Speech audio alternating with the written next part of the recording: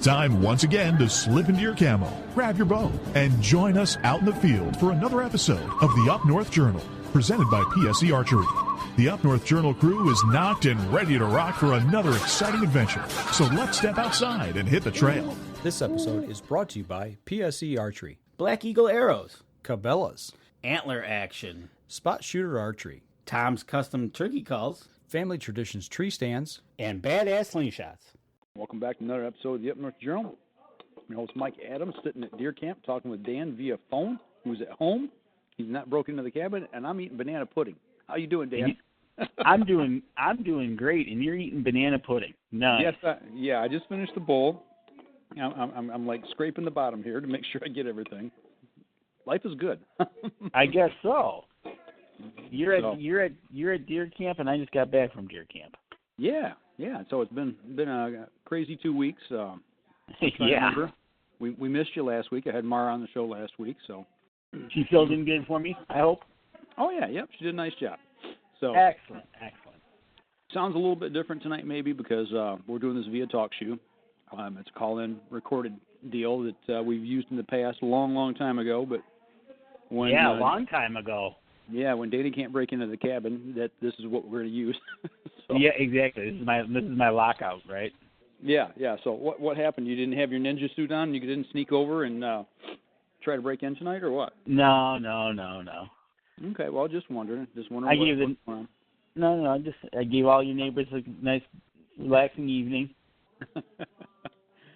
So you're back from deer camp now. I am back from deer camp. Okay, you made it up for the opener. Yes, I did. Opener. And from what I've heard from everybody that I've talked to, it sounds to me like you guys were putting the suntan lotion on. Mike, let me tell you about the first week of opening deer camp. I might as well have been in Florida. That bad, huh? It was 30s for the lows, maybe, but then it got up into the mid-50s. Okay. So, and thanks to Mother Nature and her supermoon, she provided a clear, visible moon to us all on a couple of nights. But it was even worse, though, when it was cloud cover. Why is that? It was like even magnified, like a dome light. Oh, really? Okay, I got you. It was at least with no cloud cover, it was like a direct light. Right. But it was like a diffused light, so it was a glow. And it was okay. And I tell you what, beautiful, yes, but for hunting, not so much. Yeah. Go ahead. What a difference. I was up there 3 weeks ago when I was hunting the no moon as opposed to hunting supermoon. Right. It was just, and the deer really, the rut was on. I had a 4-pointer come through following a doe. I had some spikes chasing other does, but as far as anything bigger than a 5-point, we didn't see it. No kidding. No kidding. And opening day for shooting was very minimal. It was very slow. Now, you don't have APRs up there where you're at, right? Well, what we got up there in the Upper Peninsula is due to the last few years of weather. We've had some bad winters up there. They've instituted what they got is there's no does. Okay. For archery, you're not allowed to take a doe. And what doe permits they do give out, it's down to basically the Menominee County area. So just one little section of the UP is allowing doe permits. Okay. And then you can, if you buy a combo license, then you can only shoot one that has 3 on one side, and you're restricted as 4 on one side. Okay. And so there are APRs in a sense up there then. In a sense, yes. You could buy a regular firearm license, and you could take anything you wanted then with a spike on up. See, what used to be when they allowed doe permits, you could use your combo tags and take, for archery, you could take 2 does. But they don't have that right now. So we saw a lot of spikes, which is really good for future population. That's a good thing usually when we see it. Compared to last year, we saw none. So right. Hopefully, I remember you saying that. Yep. Hopefully the replenishing of the we're missing that one age class. It'll be the 2.5s and the 3.5s probably. But hopefully we get another mild winter or two, and I'm hoping it's jumping back. We did actually see a wolf. Oh, okay. Now, you seen one, or somebody in your camp seen one? In October, my brother saw 2, and then just this past week, my cousin and his brother-in-law saw 1. They were on 2 different 40s, and It was running in one direction towards each other, and one texted the other, said, "Hey, I seen a wolf," and not but 10 minutes later, my cousin Brian then saw the same wolf and said, "It's turning around and heading back for you." No kidding. And the deer were on foot flying. Okay, so now, has anybody from your camp seen wolves up there before? I know you've heard them, but have you ever seen one? Yes, we have seen them. I've seen one. It's been a few years now since I've seen one, but we have seen them. Yep. Okay, so it's nothing unusual. It's not unusual to have a sighting of them. Okay. So, just in that area, in my area, just north of my property, they do have a wolf camera up, I guess, for the project up there that they keep manned, I guess. It's a trail camera, I do believe. Gotcha. So, but yeah, other than that, the shooting was really slow. Nothing. There was a couple shots close by, maybe. Nothing I'd say, wow, they're really, really getting them good. Mm-hmm. But yeah, just way too warm, and it was balmy at best. When you're out there in your UNJ hoodie, sitting in the blind, that's it. That's it. Warm. You know it's warm when you're just in a hoodie, sitting there watching the woods and how warm it is. So just one of those things. Mother Nature won, actually, for the first week. And then we decided to come home a day early because the weather report. Mm-hmm. The weather report started out earlier in the week as, maybe a little bit of rain. And as it got closer to the weekend, it started going from a little bit of snow to a weather watch to a weather warning. And then on our way home, it was kind of funny. We left the UP driving away from a winter storm warning into 70-degree weather down here. Right. Yeah. Yeah, down here in the bottom part of the state, you said you had 50-degree temperatures up there. We had 60 and 70 down here. Exactly. And so, you know what, and it was kind of nice. We were hearing the weather reports coming through the upper lower, and they even said that Saturday was not going to be a day to be traveling. So, and you know what it's like to travel I-75. So we were not going to be trying to white knuckle drive that. All the way from the UP back home. Yep, and I've done it before, and it's not a fun ride. Right on. But the deer sign was there. I was seeing deer, some does, some spikes, but none of the bigger bucks were. I don't even know if they were moving, to tell you the truth. Yeah. I'm thinking they were, but with the moon as it was, they could move. They could move all night long, and not have to move during the day if needed. Right. So, now, what were the locals saying up there? I mean, are they seeing plenty of big bucks up in that area, or was it just the weather? You think? It's not a lack of deer. To kind of say what the locals are saying, one local was saying that he used to hit 3 or 4 deer a year, so he knew the deer population was high. Well, he hasn't hit one in a couple of years, so he's saying it's down. Okay. See, in my area, I'm right on the fringe of the wintering yarding area. So when the weather turns, the deer in my area are the first ones into that area. Okay. So my population might be a little bit higher than others, but yeah, it's through the northern UP, it's really thin as opposed to the southern side. I got you. So, but it is what it is, and the weather was, I think, a major factor this time around. So you at your camp, nobody took any deer? Nobody took a deer, as of yet. Has that ever happened before? Yeah. Oh, yeah.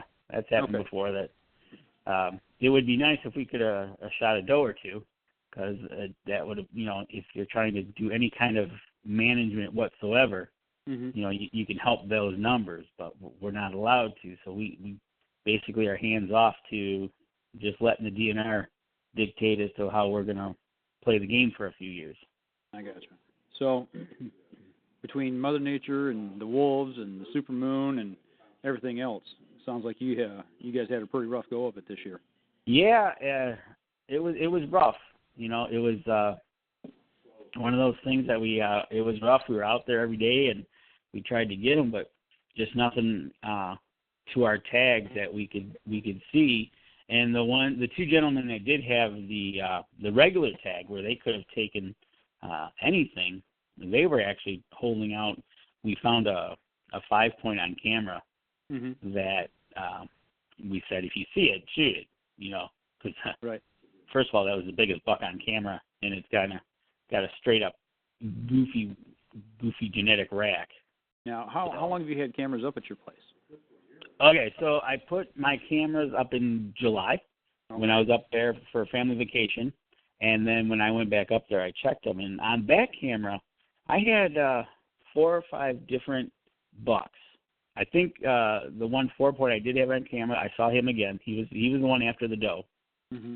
So there was a couple other bucks though that looked pretty decent to be bigger than at least a 6-point. From what I could tell in the July pictures I have of him. But come hunting season, they weren't there. Interesting. And I was playing that angle too because I was in that area where I had the camera and I picked them up on camera, but just nothing coming through. It just the does were there, and I was we had some does. We knew one doe was in heat. She had that was the 4-point on her, following her every move. He wasn't but 30 yards behind her, and every move he made with her.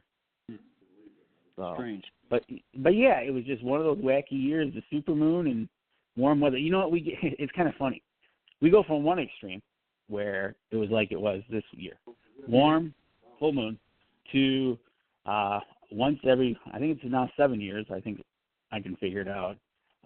We get a blizzard. Was that last year or year before last? That was 2 years ago. We had 18 inches of snow when we arrived. Yeah, I remember when you went up and you were heading into it. Yeah, that was. I've been up there heading into it, and then I've been up there and been there during it, and it's incredible to see when you see 18 inches of snow pile up in 24 hours. No, thank you. Yeah. So, but we it's just one of those weather extremes this year for us, and to tell you the truth, like we talked about in a couple of our phone conversations, we're really not seeing that many bucks either on Facebook. No.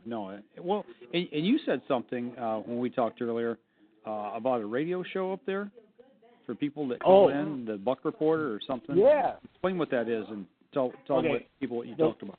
The local radio station up there every night has the Buck Report. You get a buck or a deer, you call in, you tell them what you got, and they announce your name on the radio. And, if there's any special moments that go along with it, your first buck or your first doe or whatever you might be going after.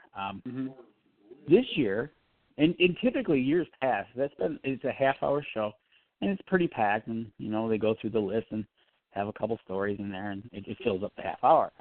So this year, after about six names and deer that they got, he was starting to, you could tell on the radio side of it, he was looking for more information. He was asking people to email him, to call in. He was even asking for people, if they knew people downstate that got a deer, to call in and tell them, and they'd announce it. Wow. And if they knew anybody out of state that didn't, that maybe got one in another state, to call in and they would announce it. They were looking for anything. Did anybody shoot a squirrel during hunting season? Pretty near. They were down to basically begging for people to call in. And you know what?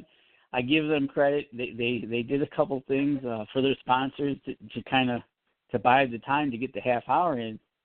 But they were hurting for people. And typically the first after the second day, usually it picks up because it gives everybody time to call in and email in. And right. No, Thursday night, he was basically begging.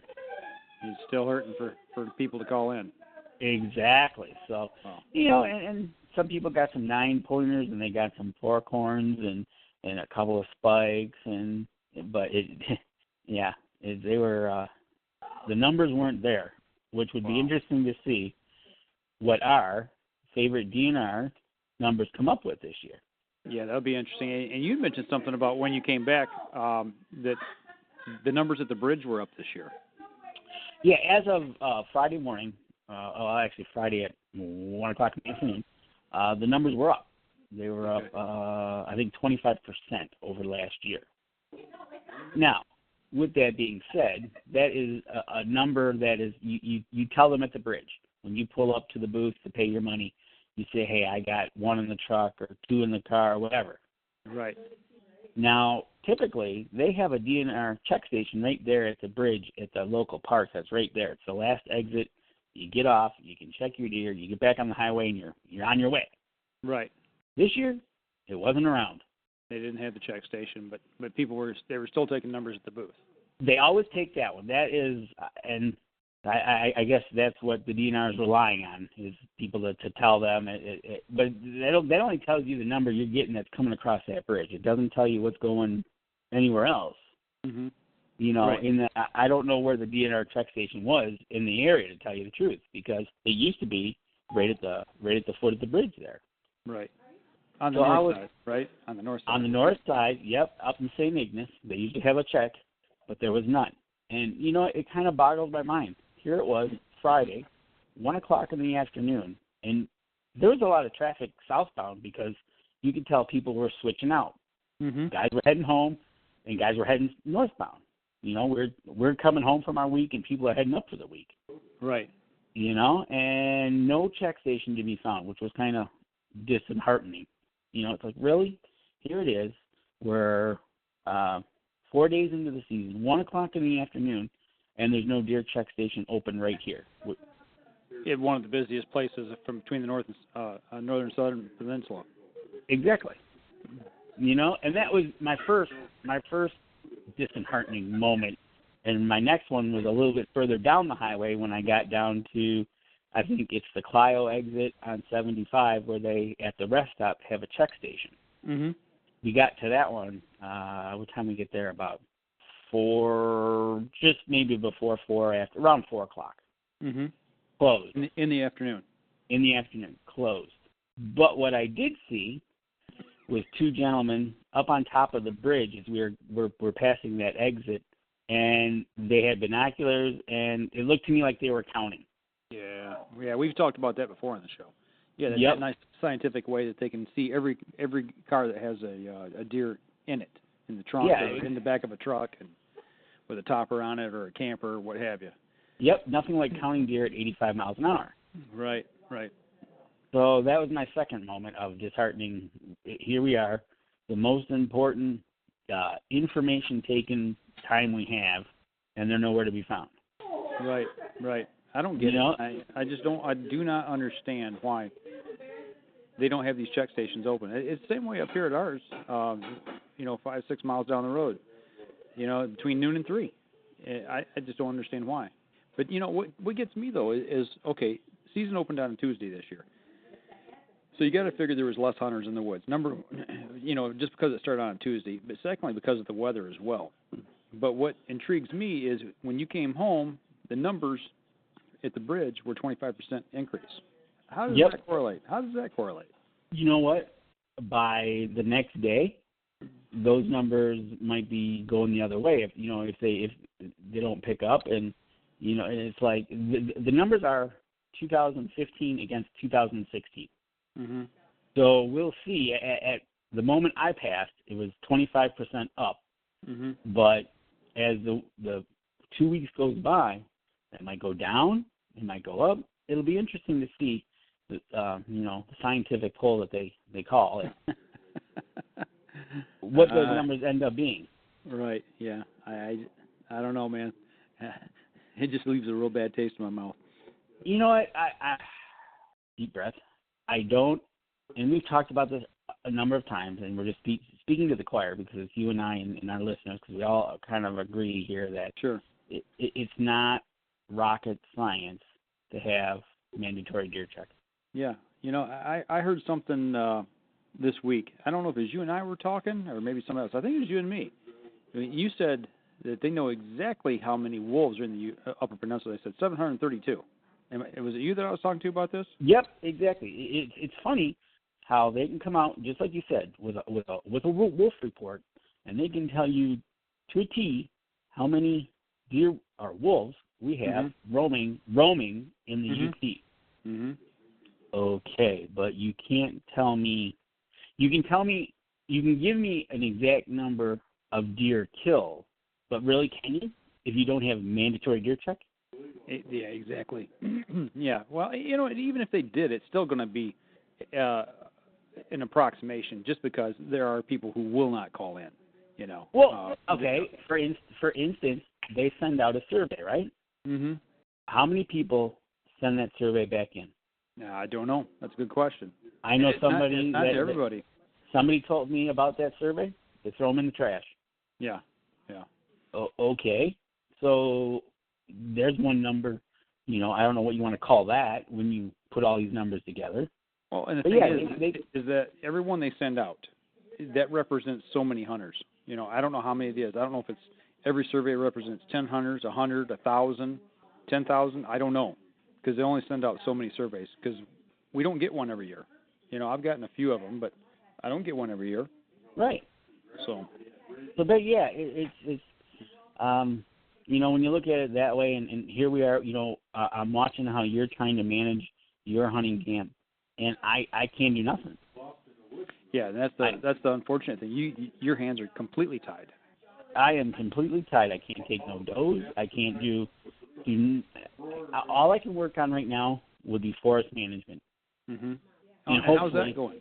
Well, it looks like next year we'll be starting our project by getting it logged.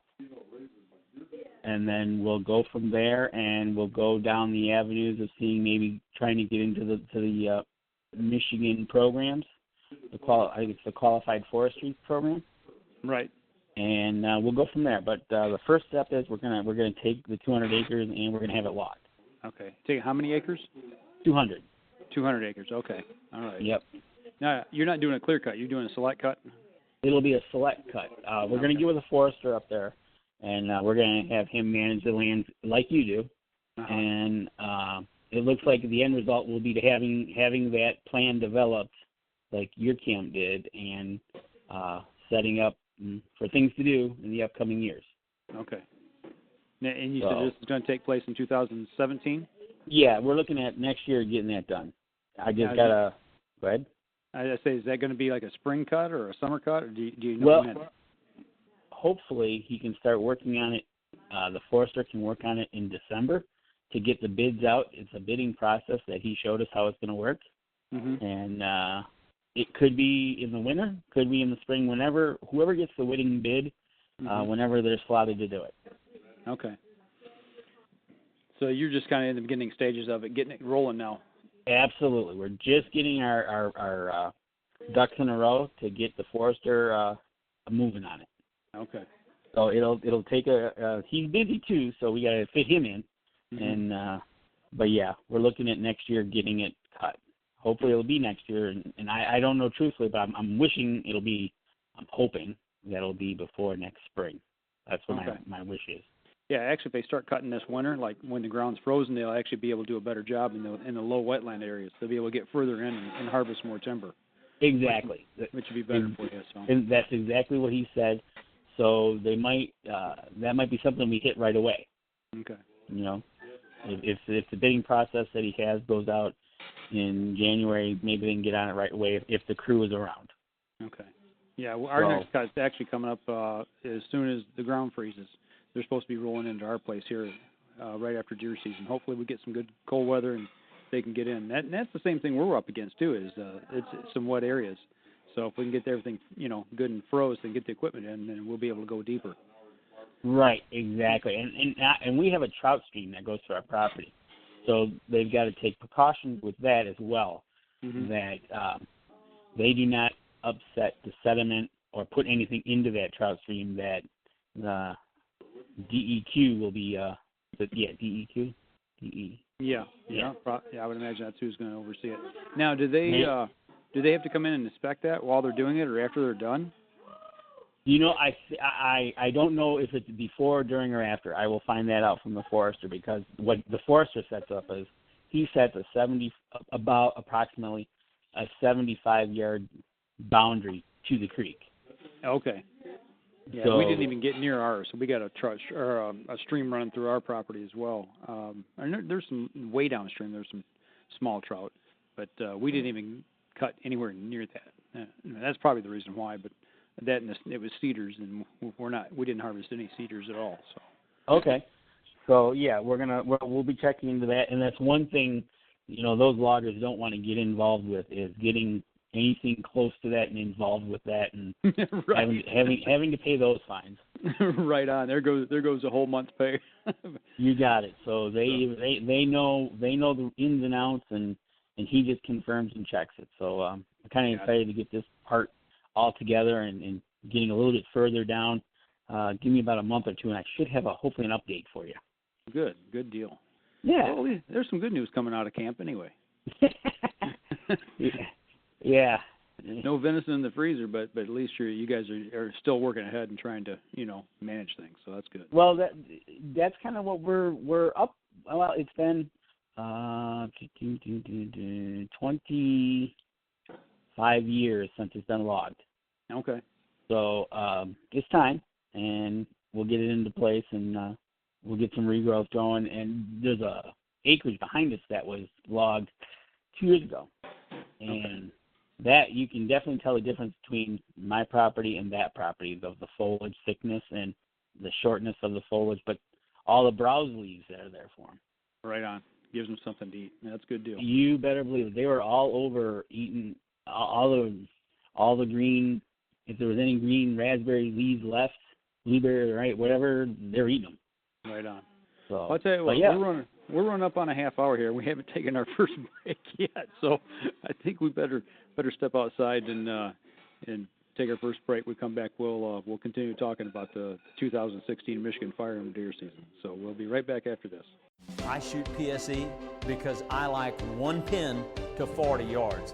I shoot PSE for the perfect combination of feel and performance. I shoot PSE because you can shoot lighter poundage and increase arrow speed. I shoot PSE for the fastest bows on the planet. I shoot PSE because my livelihood depends on my bow. I shoot PSE because better engineering makes a better bow. I shoot PSE. I shoot PSE. I shoot PSE. I shoot PSE. Experience PSE. Experience performance. We know the future of hunting depends on our nation's youth. But did you know that in many states, it's illegal for you to take your son or daughter hunting until the age of 12 or even older? As a result, we have fewer young hunters, and the Families Afield program is designed to eliminate those barriers. Hunting is safe, and the safest hunters afield are young people with adult mentors. Visit our website at familiesafield.org to find out how you can bring more families afield.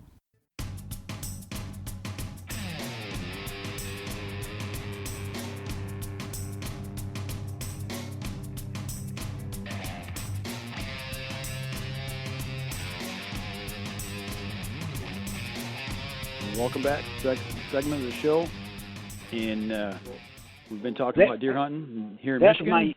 That was my UP deer report. How's that? Your UP deer report. Yeah, it was the fun-filled facts of the 2016 UP deer hunting opener for me, which Mother Nature played wonderful things with me. But You know what? You started a little bit later than I did, but you got some meat in the freezer. Yeah, I did do that, but I did get a late start this year. We've talked about it in the show. I wasn't going to be able to make it up for the opener this year. Last time that happened when we had the mishap at the house and we had the house fire and everything, that kind of put me back for a while. But other than that, I don't remember the last time I missed an opener. It may have been college. I don't know. Yeah, I mean, it's been a long time since I missed a Michigan firearm deer opener. And I was pretty upset about it. I couldn't get vacation time. It was just one of them things, it wasn't in the cards this year, but somebody was looking out after me because it was definitely, I mean, you talked about warm up in the UP.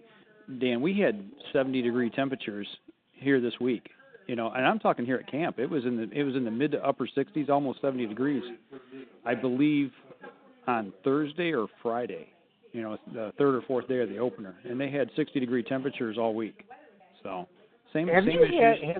Have you had a serious frost yet? Oh, we've got one now. There's snow on the ground. Well, no, I know now, but before Friday, when the weather changed, yes. Was there anything? Did you have a hard freeze? Yeah, they had some hard freezes up here. Back when I was up here bow hunting, back the last week of October, we had some heavy frost then. Okay. Yeah, a couple mornings it got down to about 28, 29 degrees up here before daylight, but yeah, this week was terrible, and I was listening to people or talking to people up here at camp, and same issues that you had. Deer weren't moving. Nobody was seeing bucks. The bucks they were seeing were button bucks and spike horns, and that was it. It was just a real horrible opener. I don't think we'd had a deer in camp killed until the third day. I think it was the third day. Really? Yeah, and it was a buck, a 2.5-year-old 8-point, and then Friday. Because I got up here late Friday night. Friday there was 2 does that were taken, and actually both doe were taken by ladies here at the camp. Okay. And they took them up to the check station, which was open at the time, believe it or not. Wow. So, but they took them up and had them checked, and one of the does was 6 years old, and the other one was 8. 6 and 8 years old. Yeah.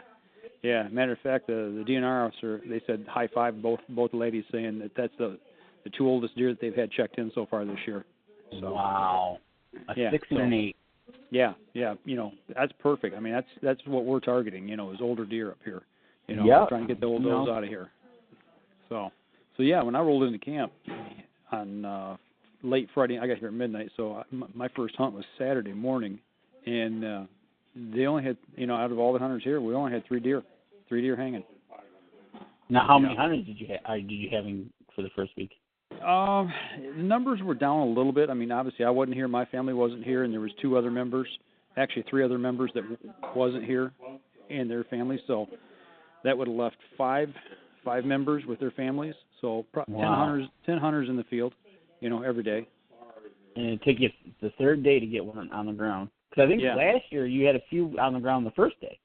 If memory serves me, I think so. Yeah, I know there were 7 bucks shot here last year, 7 bucks and 12 doe, and right now we're nowhere near that number. So you're a little bit behind on that one. Yeah, but but I got up here late Friday night, early Saturday morning, and I tried to get up and get out for the morning hunt, but my body was not having any of it. I vaguely remember shutting the clock off and rolling over. So sometimes it's just better to get some good rest so you can get out and hunt hard, and that's what I did. I got out that first Saturday afternoon. I got out in the woods, I think by 1 o'clock, so I had 5 hours in the field, nice long sit, and as I'm and once again I take the bike, put my rifle on the rest on the front, that I've got rigged up that I'd use for my bow, and I was wondering, is this thing going to work for a rifle? And it was a little tricky at first, but I finally figured out the right spot to put it so I could get the straps across without monkeying with the scope or anything. So yeah, it worked great. Once again, it's paid off big dividends to be able to cruise into the woods quietly and get in there and not be detected. So, but go ahead. Switching over from your bow to the gun on the bike, was there a big difference in how the bike reacted to the difference in a bow to a gun? It was a little heavier. I mean, the bow, the PSE Decree, I think it weighs about 4 pounds, 4.5, 5 pounds, something like that. Fully dressed out, it's probably close to 5 or 6. The gun weighs well over, I think it's 7.5 pounds, with a scope probably close to, 7 3/4, something like that. I noticed a little weight on the front, but it steered just fine. Yeah, it steered fine. It's just, you could tell when you were turning a little bit. It's like, oh, okay, there's a little extra weight up there, but it wasn't anything terrible. But, the backpack I had loaded down to the gills. I had a lot of equipment in my backpack this time, and I got some new gear that I'm trying out for somebody, and clothing wear, and I had that strapped to the backpack because it wouldn't fit inside. And I know the temperature was dropping, so, I mean, I probably look like Santa Claus going out, big backpack in the back. You did this on Saturday, and Saturday was the day of the change. Oh, it changed. The weather changed quite drastically. Yeah, when I left work at 9:30, it was 62 degrees. When I got to camp, when I pulled through the gate here at camp, it was 60 degrees at midnight, and we had snow on the ground by the time the day was done. So, I mean, and it wasn't like snow flurry. I mean, it was snow and snow. It snowed hard. So we had probably 1.5 inches, maybe 2 inches on the ground. Probably more like 1.5 inches. And that's your typical Michigan thing.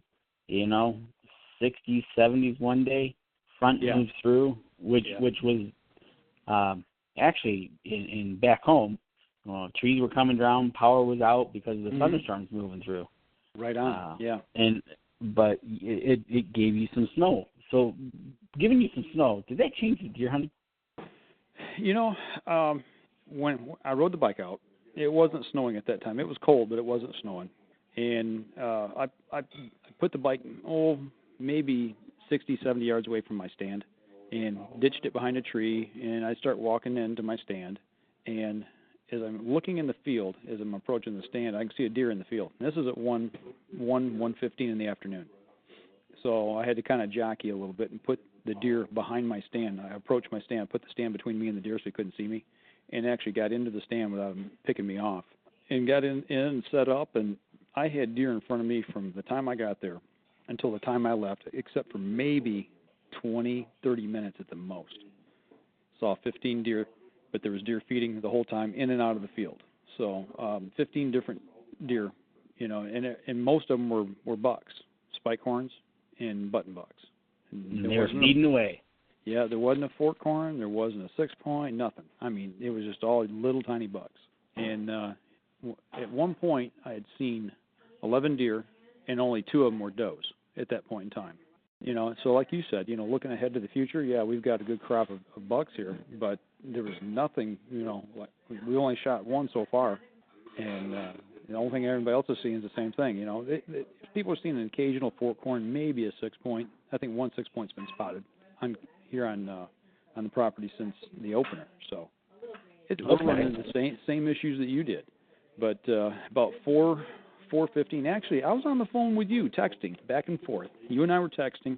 I was sitting in the blind, and I put my phone away, and I'm monkeying around with something in my backpack, and I look up, and I look to my right, and all of a sudden I see a deer coming out of the edge of the woods into the food plot, and I'm like, that looks like a pretty good-sized deer.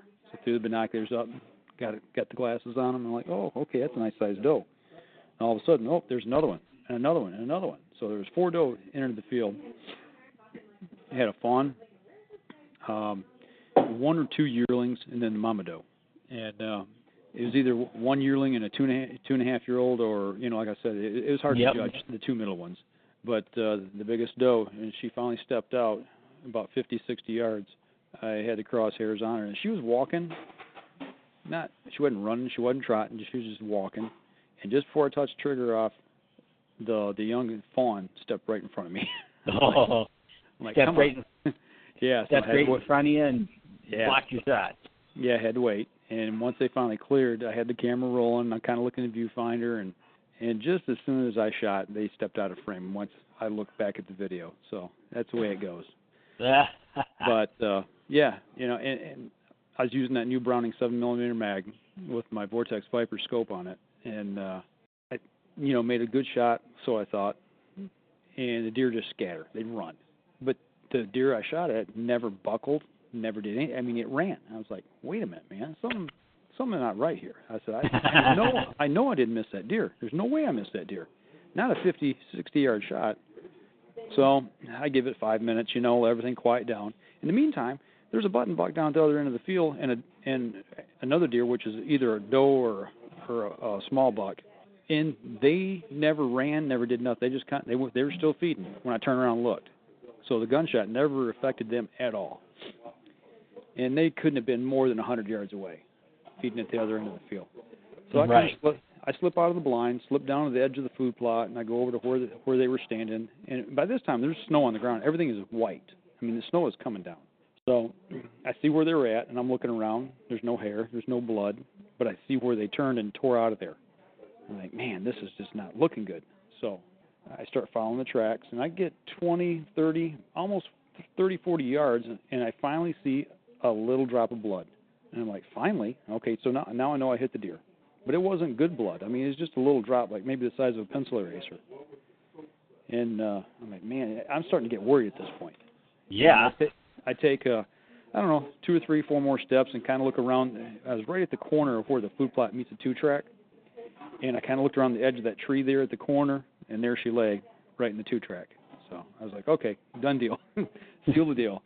But, yeah, she just didn't bleed. But I looked at the exit wound, the entry wound, the exit wound. The only thing I can figure, because I can take, 200-yard shot there is easy, to take in that field. And there's a couple of shots that are 250, 350.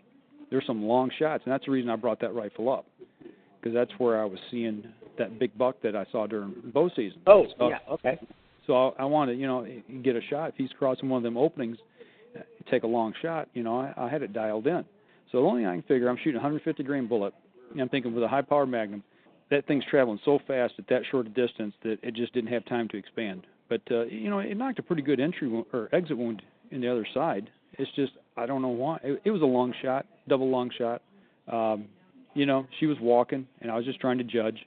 And I hit, left to right, I hit exactly where I was aiming, but I hit just a touch high.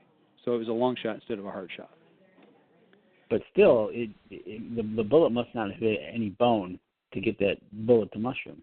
Yeah, that's the only thing I can figure. The reason it just didn't totally obliterate her. Right, exactly. So you should. Because that's a pretty big gun to be shooting at a deer at 50 yards. Yes, it is. It's overpowering, but it's just that's the shot I had. And that's the shot I took. So it was a lesson learned on that end of it. But yeah, we got meat in the freezer, nice doe. I'd say she's probably 3-4-year-old doe. I'm guessing. I haven't had it aged. I still got it hanging out here on the pole. So. We'll see if there's an opportunity for the DNR to take a look at it. I don't know if they will or not. If I'm able to find one that's open or not. Exactly, and depending on when you're coming home or not, good luck. Right on. So, I'll tell you, we're running about 15 minutes here on this segment. Why don't we take our second break? We come back. We'll talk a little more about deer hunting here in Michigan. So we'll step outside, and we'll be right back after this. So what do you do when you've completely redefined the way bows are engineered? When you've reached the pinnacle and the band starts playing your victory song, you start a revolution out of thin air. Introducing the all-new PSE Carbon Air, engineered with true carbon technology to be the lightest high-performance bow in the world. Experience PSE. Experience performance. We know the future of hunting depends on our nation's youth.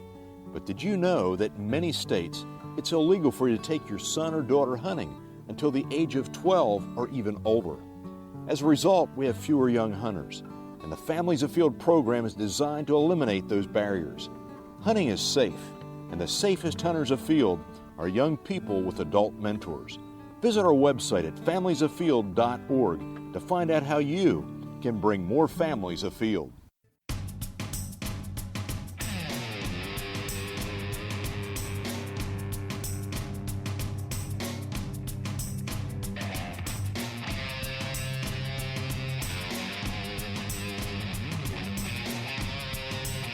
Welcome back to the segment of the show, everybody.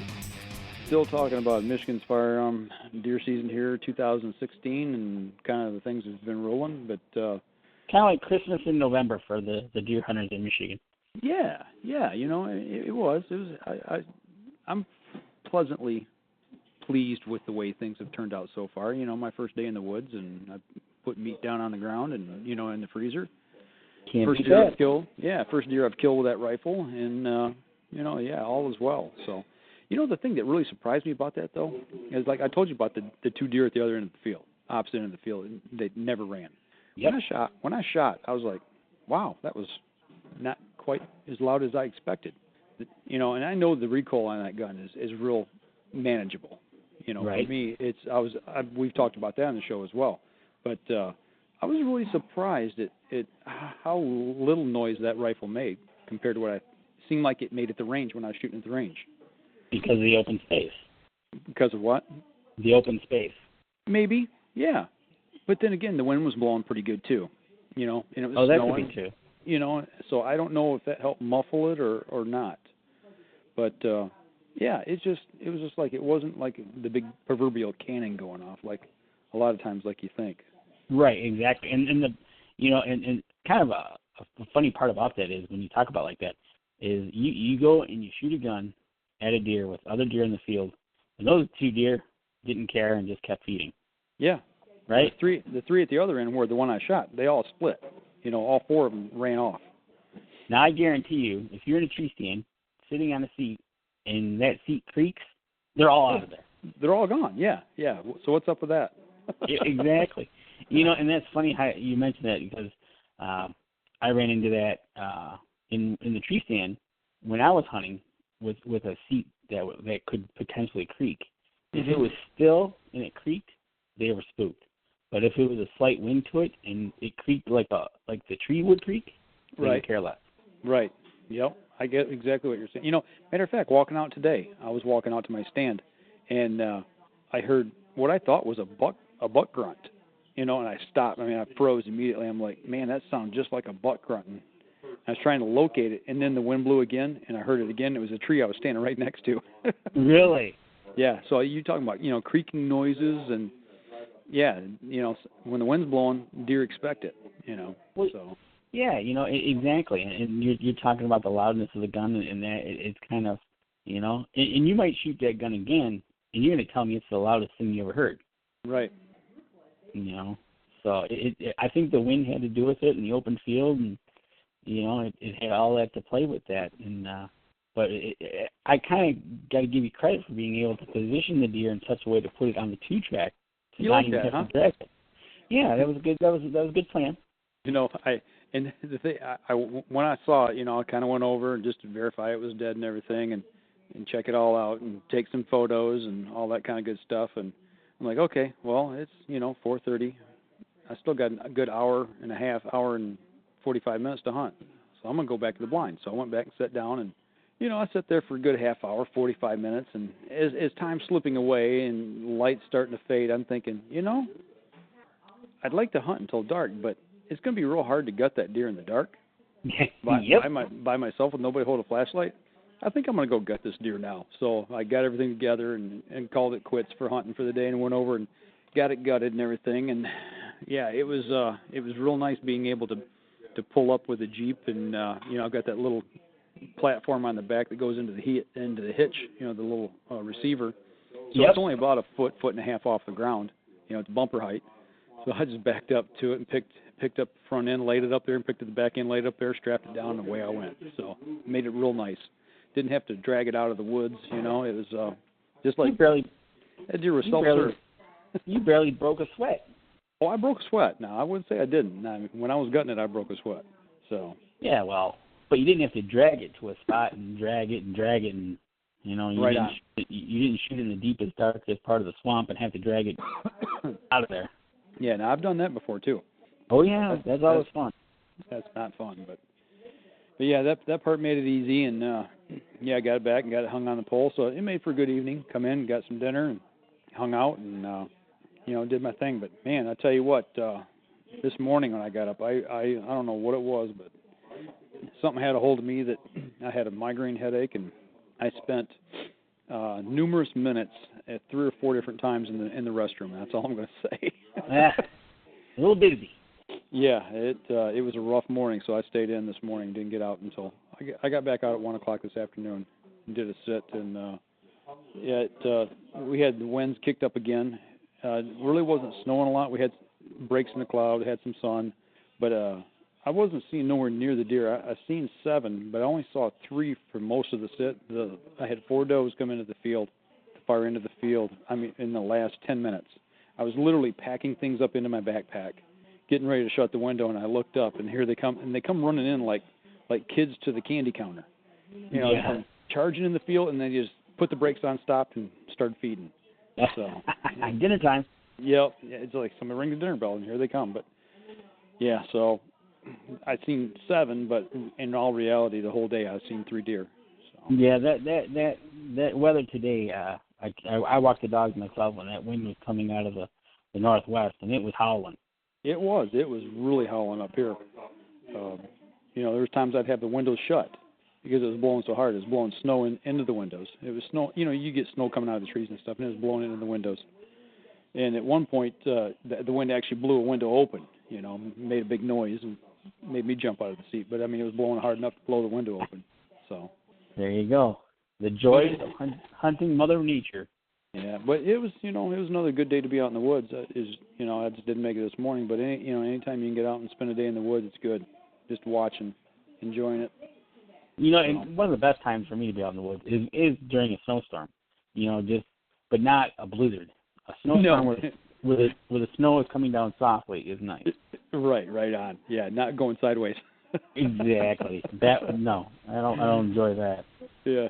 So no, it's so far it's been a good deer camp for me. I mean, this is my second day today, and I got 3 more to go, and I'm still on the prowl for a buck. Tomorrow I may get on foot a little bit and push down into the swamp that borders my food plot. So might get down there and get a little wet or a little dirty. There you go. Get after them, right? You have 3 days. Yeah. Well, and almost all the deer that I've seen so far have been coming out of the swamp. With this high wind, I mean they're sheltering in the swamp. Oh yeah, they're going where it's nice and calm. In respect, you get into that swamp and into those cedars and that, totally different ballgame. Right on. Well, I'll tell you what, we got just a few minutes left. Why don't we take our last break, get that out of the way, we'll come back and we can wrap up the show. That way we can spend the rest of the time talking about the things we need to. So let's take our last break, and we'll be right back after this. The 2015 Dream Season Decree is a deadly combination of speed and precision. It's built for the moments when time stands still. When the only thing that will break the silence is an arrow slicing a clean path to the kill zone. The bow of your dreams is a nightmare for big game. This is PSE's Decree. Experience PSE. Experience performance. We know the future of hunting depends on our nation's youth. But did you know that in many states, it's illegal for you to take your son or daughter hunting until the age of 12 or even older? As a result, we have fewer young hunters, and the Families Afield program is designed to eliminate those barriers. Hunting is safe, and the safest hunters afield are young people with adult mentors. Visit our website at familiesafield.org to find out how you can bring more families afield.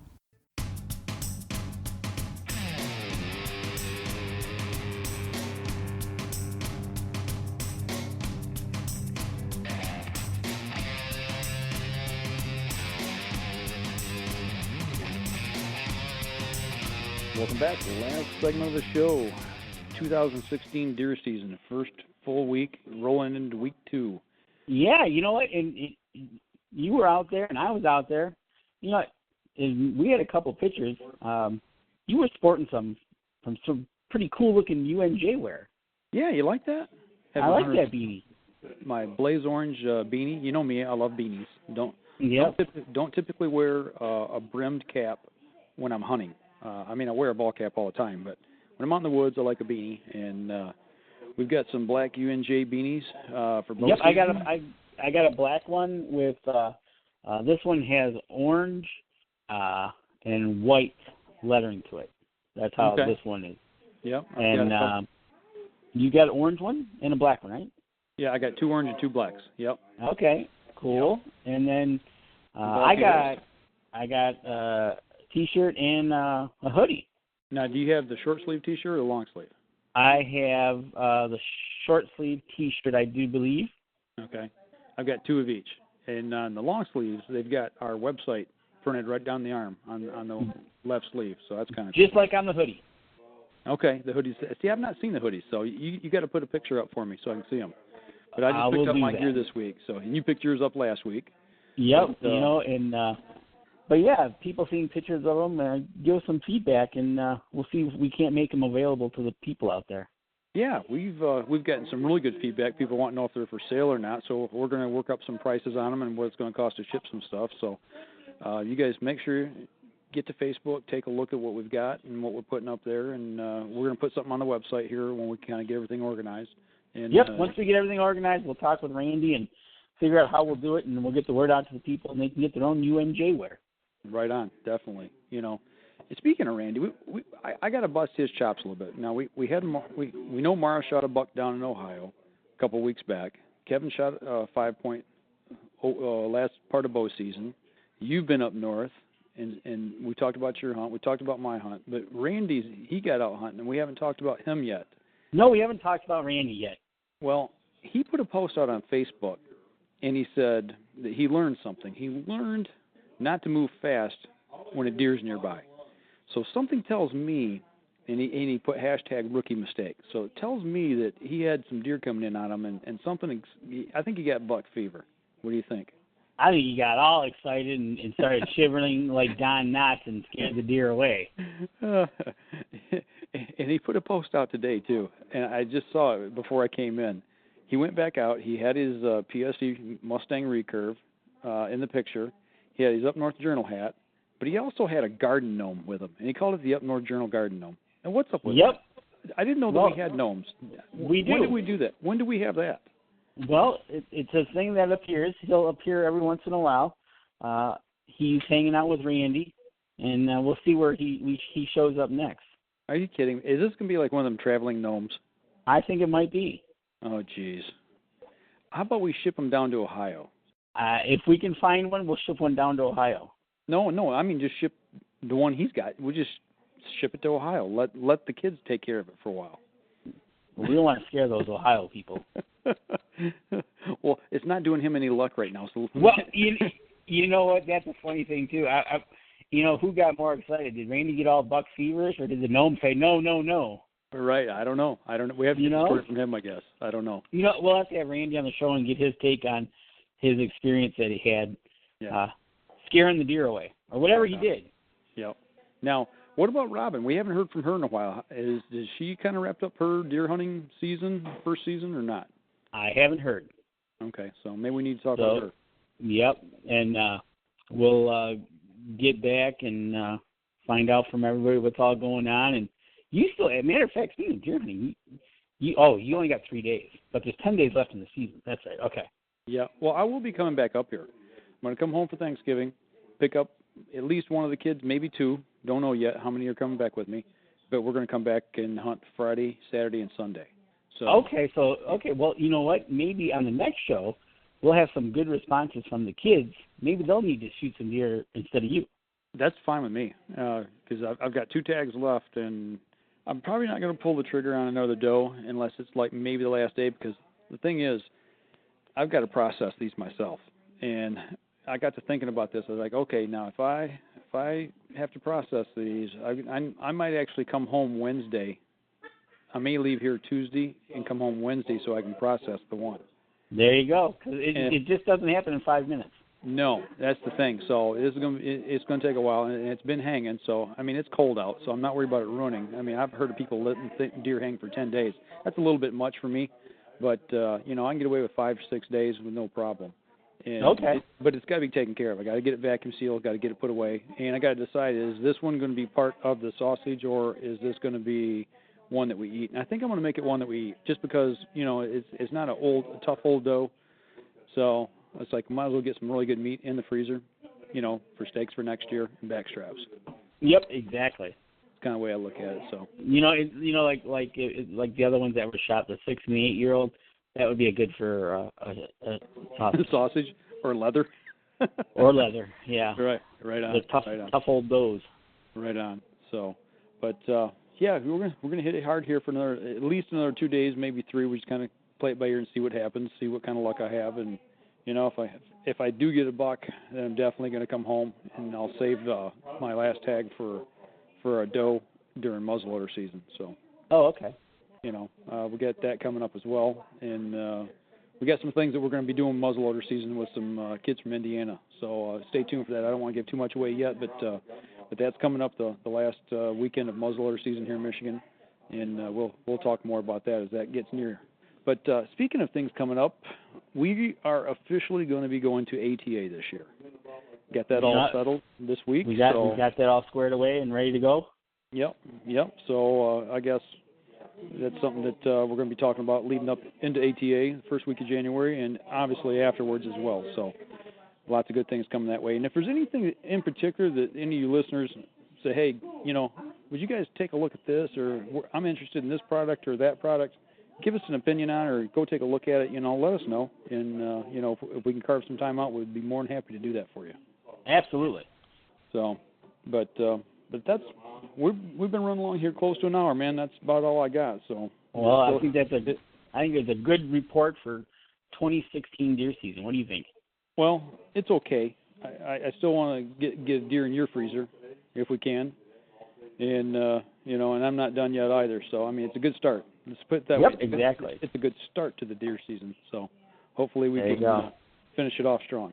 All right. Well, anybody else who's got pictures of your deer, make sure you put them on Facebook, share them with us. And always, if you got any questions or anything like that, throw it at us, and we'll be glad to talk about it. So, but other than that, when you're out there, be safe and shoot straight. This episode was brought to you by PSE Archery, Black Eagle Arrows, Cabela's, Antler Action, Spot Shooter Archery, Tom's Custom Turkey Calls, Family Traditions Tree Stands, and Badass Slingshots. Thanks for listening, and join us again here next week.